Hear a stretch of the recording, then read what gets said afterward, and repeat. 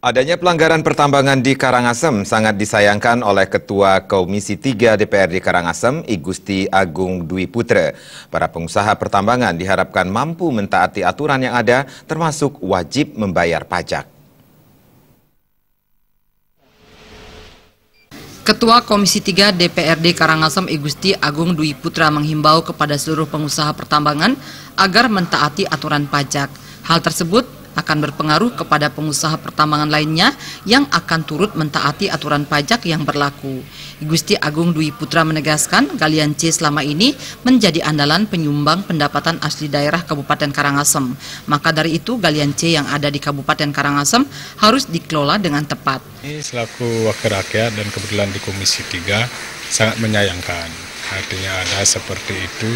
Nah, untuk itulah perlu ketegasan daripada pemerintah, dan kami sebenarnya berharap artinya pengusaha itu berpartisipasi lah terkait dengan pajak ini. Mohon dipertimbangkan lagi kalau bisa. Nah, kebetulan kalau usaha-usaha yang sudah berizin itu wajib harus bayar pajak.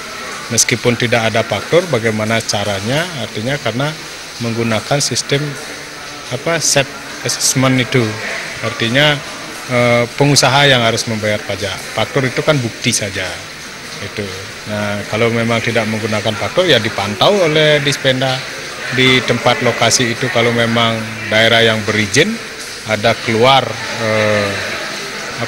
truk yang mengangkut ini ya harus bayar pajak. Mestinya Dispenda itu menolak, artinya komunikasi dulu dengan pemerintah.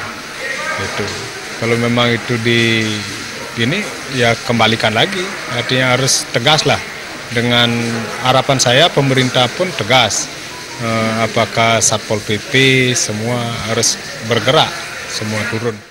Dalam beberapa waktu yang lalu, pengusaha galian C Kecamatan Kubu Karangasem mengembalikan sejumlah faktur ke Dispenda Karangasem. Gusti Agung Dwi Putra berharap agar Dispenda mampu melaksanakan keputusan yang tepat dan tentunya mewujudkan tertib pajak. Desak Aryani dan Indrawan, Bali TV.